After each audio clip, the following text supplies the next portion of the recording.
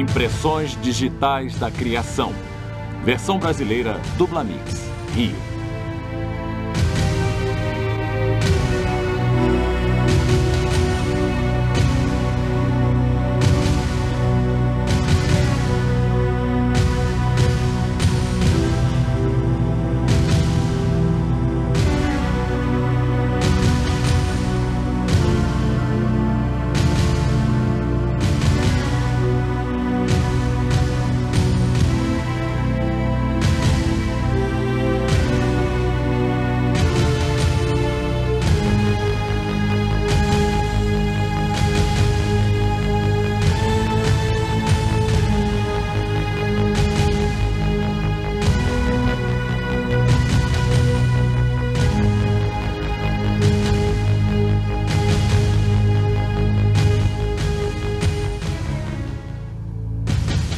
Muitas teorias tentaram descrever quando e como nosso planeta foi formado. Porém, até recentemente, havia poucas evidências de peso para lhe dar apoio. Agora, no entanto, uma nova descoberta lançou diante dos olhos do mundo um modelo revolucionário de nossas origens, forçando muitos cientistas a pensar no impensável.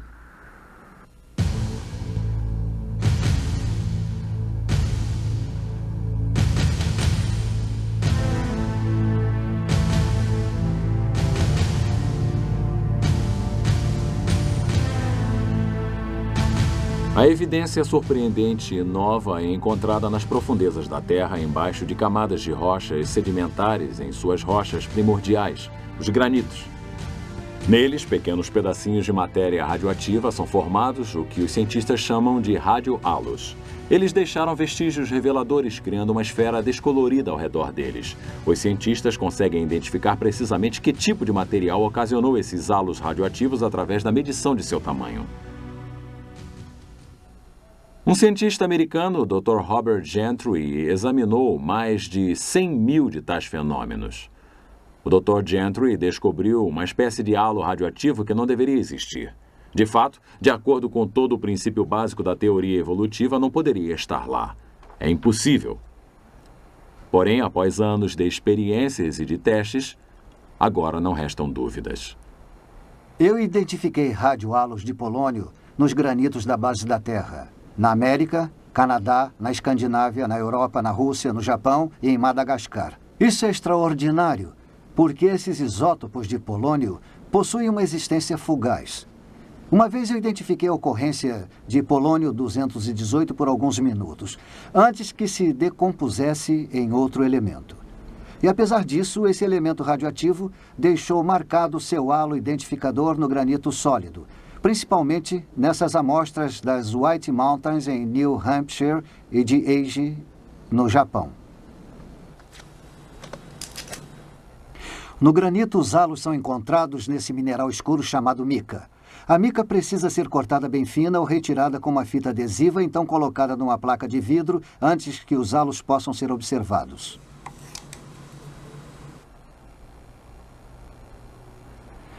A animação nos ajuda a entender a origem do halo de 3 anéis de polônio-218, agora sendo observados através do microscópio. Os 3 padrões em forma de raios que saem do minúsculo centro representam 3 partículas de núcleo de energia diferentes que sucessivamente saíram de 3 diferentes isótopos de polônio encaixados no minúsculo centro. O efeito cumulativo de milhões de tais partículas libera o mineral ao redor do centro, o que produz 3 esferas concêntricas e coloridas de tamanho microscópico. No mineral, o halo é sempre tridimensional. Sob o microscópio, no entanto, ele parece plano. Pegando uma fatia fina do mineral através do centro, nós cortamos a parte superior e o fundo das esferas e podemos ver os halos com uma série de 3 anéis concêntricos sob o microscópio, conforme está ilustrado nessa sequência animada.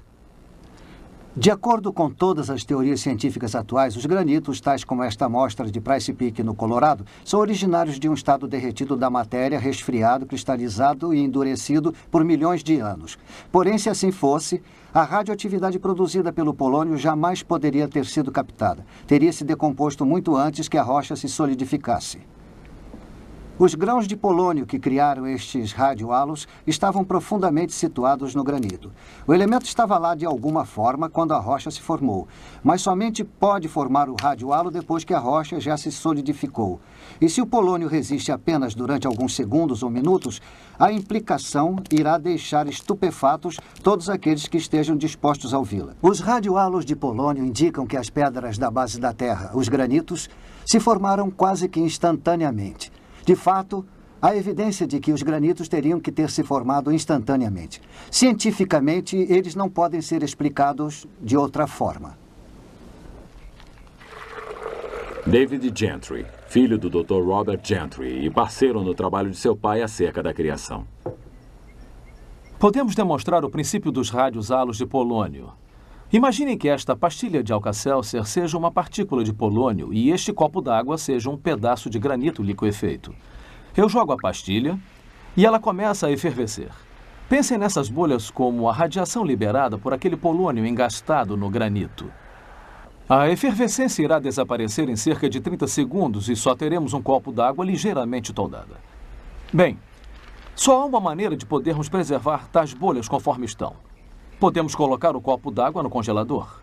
A água, é claro, iria se solidificar após um tempo. Isso é algo similar ao que a teoria evolutiva sugere, que a rocha derretida lentamente se resfria para formar o granito. Mas como já devem ter imaginado, congelado este copo de Alka-Seltzer não adiantaria nada. As bolhas terão desaparecido muito antes da água se transformar em gelo. E isso seria o que teria acontecido à radiação de polônio se o granito tivesse se resfriado. Teria desaparecido muito antes que qualquer radiohalo pudesse ficar impresso na rocha sólida. Se eu lhes mostrar um copo d'água congelada com toda a efervescência da pastilha ainda intacta assim, saberão que algo aconteceu para congelar instantaneamente a água. Nesse caso, nós a congelamos instantaneamente dando uma pausa no videotape.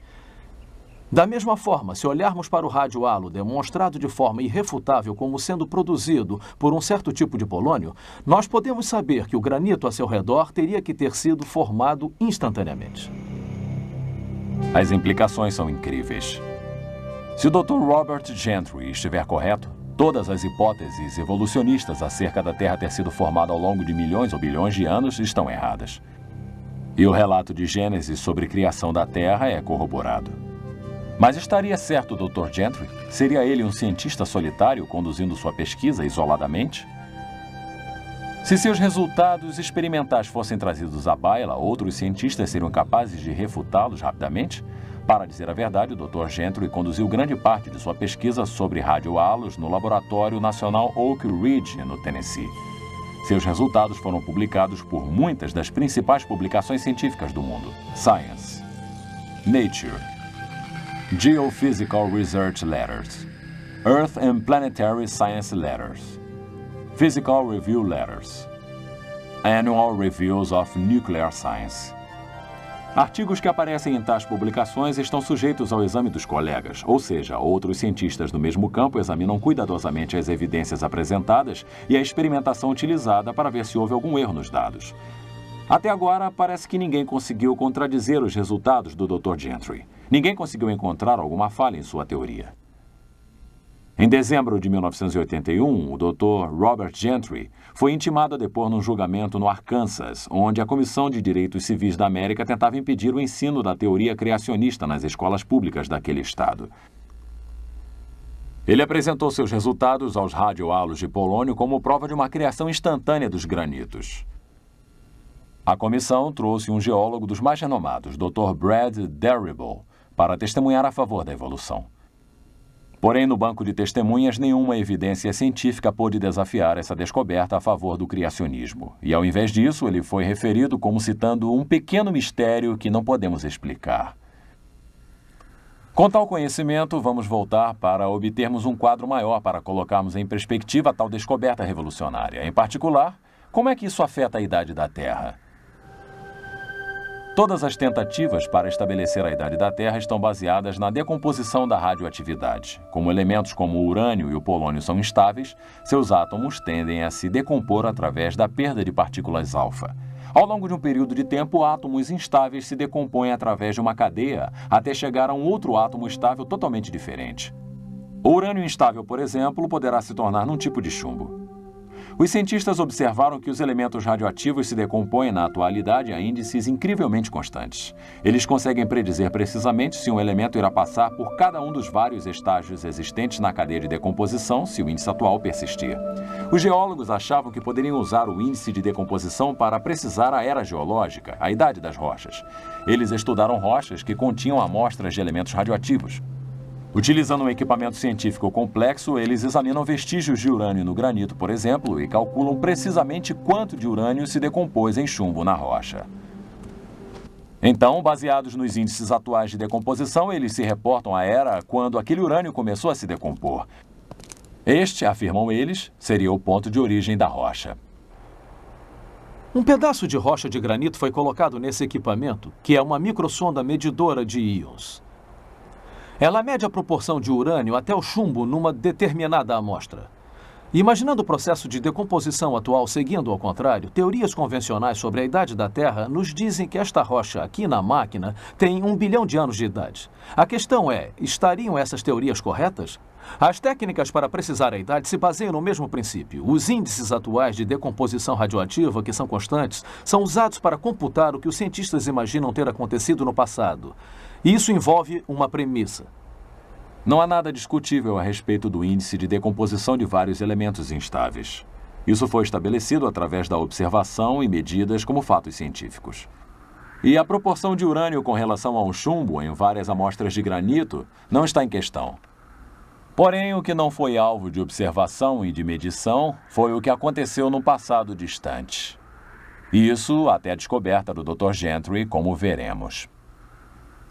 Todos os métodos convencionais de determinação da idade da Terra são baseados numa grande premissa.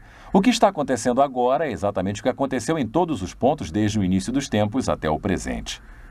Este é conhecido como sendo o princípio uniformitarista, que diz que a lei natural pode explicar tudo e que nenhum milagre feito por Deus jamais ocorreu. Outra ilustração pode nos ajudar a compreender como isso se relaciona à idade da Terra. Imaginem que esta torneira pingando represente o índice atual de urânio se decompondo em chumbo. E este balde parcialmente cheio com água represente o chumbo acumulando nas rochas de granitos que escavamos na crosta terrestre. Agora podemos medir precisamente quantas gotas caem por segundo. E podemos medir precisamente quanta água há dentro do balde. Dessa forma podemos calcular há quanto tempo a torneira vem pingando. Tudo isso está muito bem. Mas digamos que em algum momento tenha se tornado um filete constante. Mesmo que temporariamente. Então, mesmo que saibamos precisamente os índices de decomposição atuais e a proporção atual de urânio para o chumbo nos granitos com precisão, tais fatos não nos dizem nada a respeito da época em que a rocha foi formada, a não ser que a decomposição do urânio tenha sido constante. O que os radiohalos de polônio demonstram claramente é isto. Em determinado momento, o princípio uniformitarista foi rompido e algo muito diferente aconteceu no passado. Algo que questiona o índice constante de decomposição radioativa. Para vermos se foi assim, precisamos entender como os halos de polônio e de urânio foram descobertos, ou seja, como foram considerados separados e distintos dos halos formados pela decomposição do urânio. A maioria dos radiohalos exibem vários anéis concêntricos com dobras descoloridas e de uma forma um tanto diferente. Eles parecem um alvo de dardos. Cada anel representa uma espécie de elemento diferente na cadeia de decomposição do urânio. O par de urânios envia partículas alfa, que caminham a uma certa distância precisa, criando um halo inconfundível e identificável. Assim fazem os outros elementos no processo de decomposição, criando seus próprios anéis. Vocês podem ver as evidências do processo de decomposição do urânio nesses anéis. Mas o que fiquei surpreso ao descobrir foram halos que começavam com o polônio. Não havia evidências de qualquer urânio que os produzisse. Isso não deveria acontecer. O polônio só deveria existir na natureza como fazendo parte da cadeia de decomposição do urânio, até que os últimos eventos da cadeia ocorram e o tal elemento se transforme em chumbo. Por tudo o que sabemos até hoje, o polônio não pode existir à parte do processo de decomposição. No entanto, visto através do microscópio, algo muito diferente acontecera no passado. O polônio isolado. Algo não explicável, de acordo com as leis científicas atuais. Eu descartei todas as possibilidades, menos o elemento primordial do polônio, o qual foi criado desde o início. Uma das experiências que descartou o urânio e que confirmou o polônio primordial como a causa dos halos de polônio perdidos em granitos foi realizada com a microsonda de íons.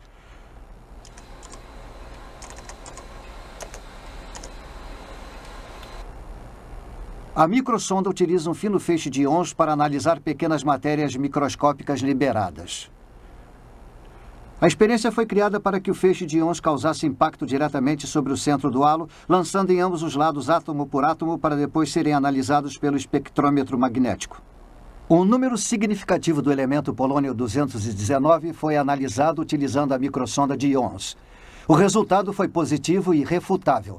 Os centros dos halos de polônio-218 continham o chumbo-206, um produto direto da decomposição do polônio-218, sem que o urânio correspondente fosse encontrado nos halos de urânio. Tais resultados confirmam que os halos de polônio em granitos foram originários de um polônio primordial.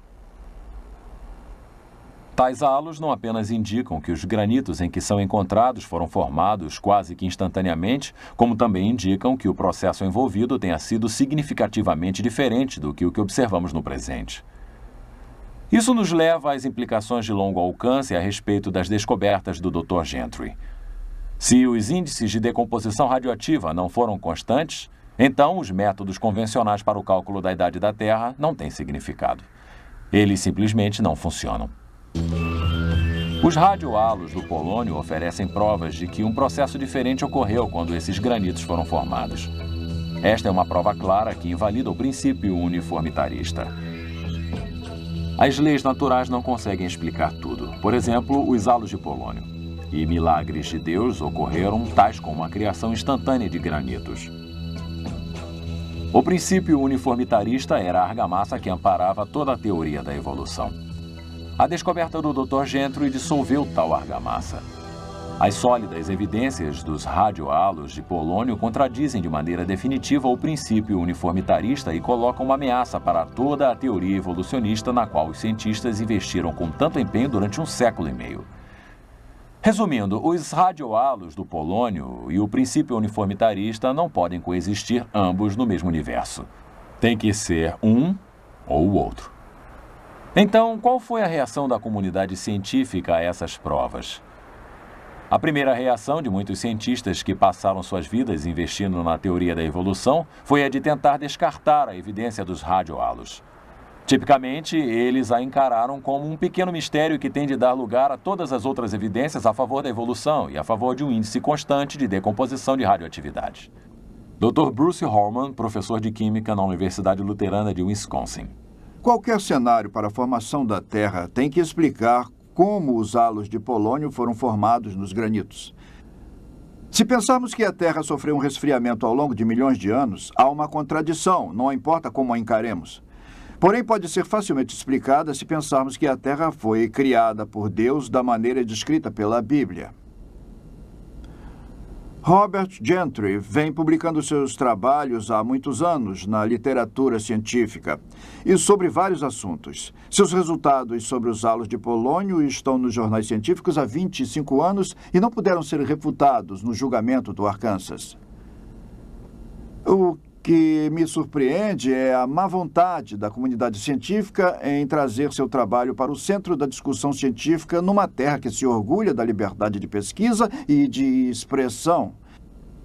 Nós devemos ao Dr. Gentry a oportunidade de compartilhar seus resultados, suas descobertas e suas aplicações a respeito. Por que a comunidade científica não levou essas evidências ao centro da discussão? A essência da ciência é a de testar todas as teorias através de repetidas experiências. Foram assim que as leis básicas da física e da química foram descobertas. Foi assim que os resultados do Dr. Gentry foram obtidos. Se algo está errado, por que os evolucionistas não refutaram, publicando seus resultados nos jornais científicos, onde seus trabalhos foram publicados? Os evolucionistas teriam enchido as páginas das publicações científicas refutando as provas a favor do criacionismo se pudessem ter feito isso. Sua ausência expõe o que há muito tempo tem sido um grande segredo na ciência. Os evolucionistas cometeram um erro colossal criando a teoria de uma Terra que se desenvolveu sobre a premissa de que os granitos se formaram naturalmente, sem ter evidências científicas sólidas para apoiar tal premissa. Sua incerteza foi amplamente expressada através de um comentário feito por um renomado geólogo que se pronunciou no Simpósio Internacional sobre a origem do granito em 1947. Senhor presidente, senhoras e senhores, é um prazer fazer parte de uma discussão desse tipo, por 2 motivos. Em primeiro lugar, os jornais e o rádio nos trazem diariamente problemas e nos ameaçam com consequências drásticas se não os solucionarmos. Nesse simpósio, nós tratamos de um problema que, na verdade, é um velho amigo. Tal problema remonta, na verdade, a todos os anos durante os quais houve uma ciência da geologia. Jamais ficamos satisfeitos em termos encontrado uma solução. E, portanto, devemos notar que nenhuma consequência grave surgirá se não chegarmos a tal solução. D. A origem do granito, Sociedade Geológica da América, Memoir 28, F. Fitz Osborne, Universidade Laval, Montreal. Apesar dessa atitude de descaso, os geólogos teriam bons motivos para se preocuparem com a origem dos granitos, mesmo antes das evidências sobre os halos de polônio terem sido publicadas. Esta rocha é a riolite. Ela se formou quando o granito se derreteu na terra, forçou seu caminho para a superfície e lentamente se resfriou. Seus cristais são quase que microscópicos e de cor clara.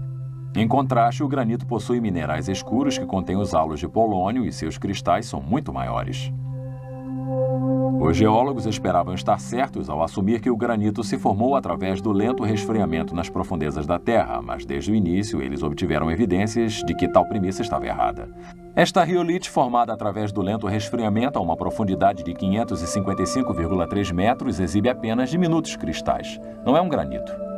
Então, os geólogos teriam que presumir que os granitos se formariam a uma profundidade bem maior. Na década de 60, os geólogos derreteram pequenos pedaços de granitos e deixaram que esfriassem lentamente sob condições de calor e de pressão existentes a grandes profundidades na Terra. Esta é uma pedra produzida em tais experiências. Tem apenas pequenos cristais, como a riolite. Não tem cristais grandes, não tem cristais escuros. Não é granito. Os halos de polônio nos dizem que os granitos se formaram pela criação, não por processos naturais. Os granitos contêm a assinatura da criação. Riolites e pedras criadas em laboratório não têm.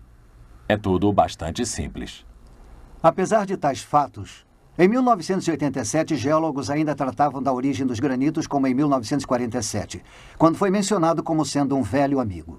O simpósio de 1987 terminou com o seguinte lamento. Conforme foi bem documentado pela discussão durante esta reunião, muitas antigas questões ainda são debatidas. Eu espero que daqui a 100 anos não estejamos debatendo as origens dos granitos. Professor W.S. Fife, Departamento de Geologia, Universidade de West Ontário, Canadá. Porém, 4 anos mais tarde, em 1991, geólogos no segundo simpósio de Hutton sobre a origem dos granitos e rochas correlatas não conseguiram realizar seu desejo e as mesmas questões foram debatidas. O geólogo Dr. Andrew Snelling, da Fundação Criacionista Científica da Austrália, examinou as evidências de campo quanto à origem dos granitos e considera as possibilidades de sua criação. O estudo da geologia se dedica a pesquisar a história da Terra e a origem das rochas que cobrem a superfície da Terra. Então, se estudamos a origem dos granitos, é uma coisa importante, porque não é apenas uma questão isolada. O motivo é porque essas rochas, esses granitos, são encontrados em todos os continentes da superfície da Terra, expostos em áreas visíveis, às vezes por centenas de quilômetros quadrados, como, por exemplo, aqui no sul da Califórnia. Essas rochas estão expostas na cordilheira de montanhas que forma a espinha dorsal dessa região. Então, lidar com a questão da origem dos granitos é de fundamental importância para entendermos o desenrolar da história da Terra.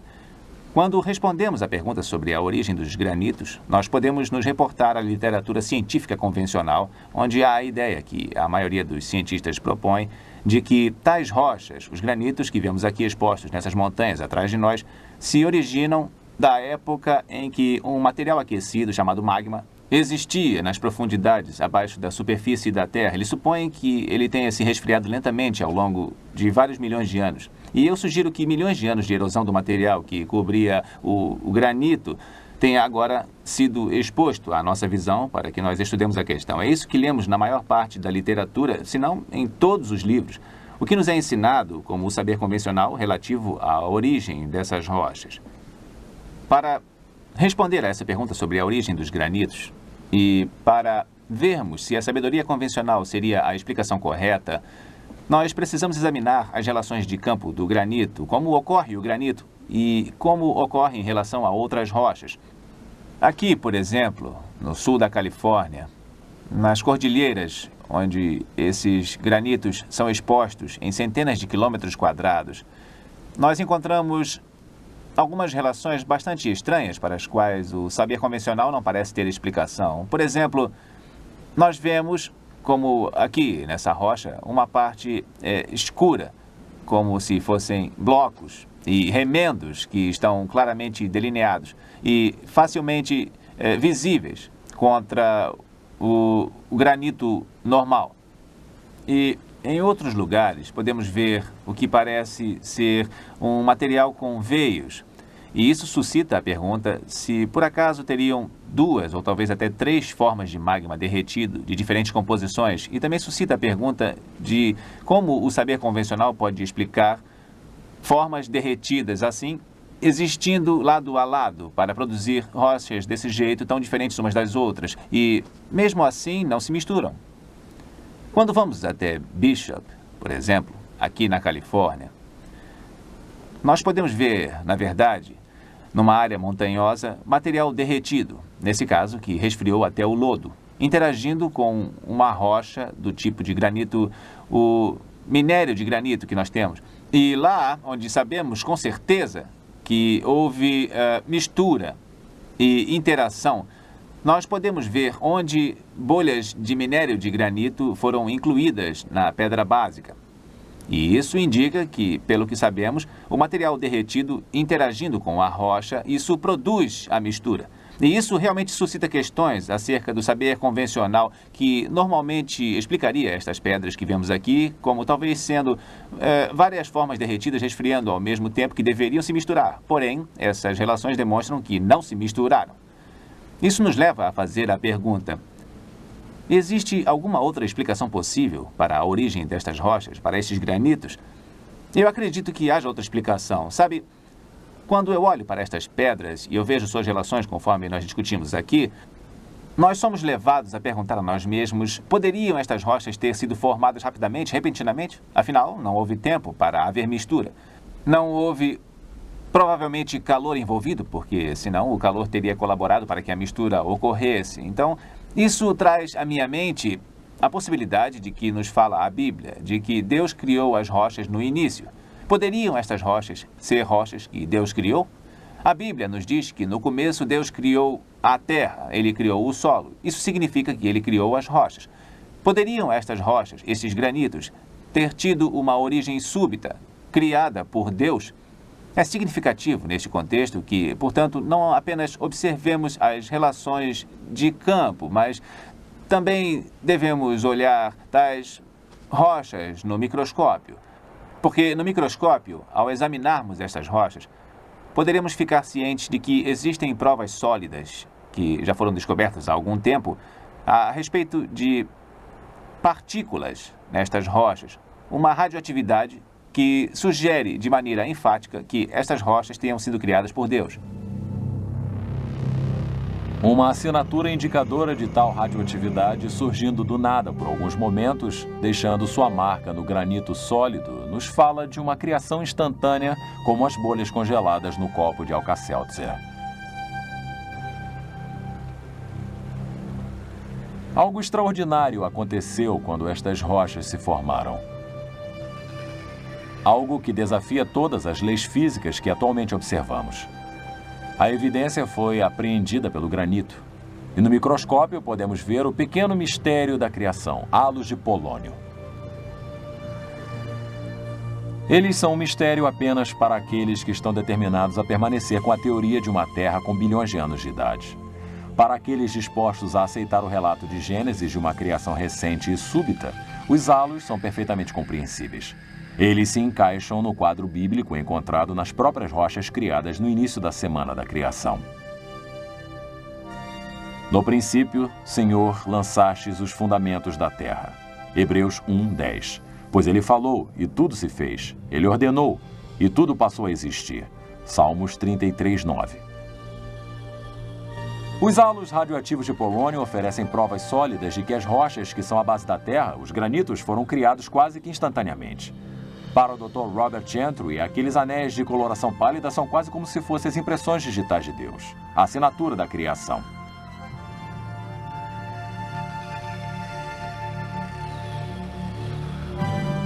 Para maiores informações, leiam o livro do Dr. Gentry, O Pequeno Mistério da Criação. Para obter seu exemplar, ligue para 1-800-467-6380. Em nosso próximo vídeo, A Verdadeira Idade da Terra, iremos apresentar evidências científicas que irão provar que a Terra foi criada recentemente, refutando a teoria de que a Terra tenha sido formada ao longo de bilhões de anos através de eras evolutivas.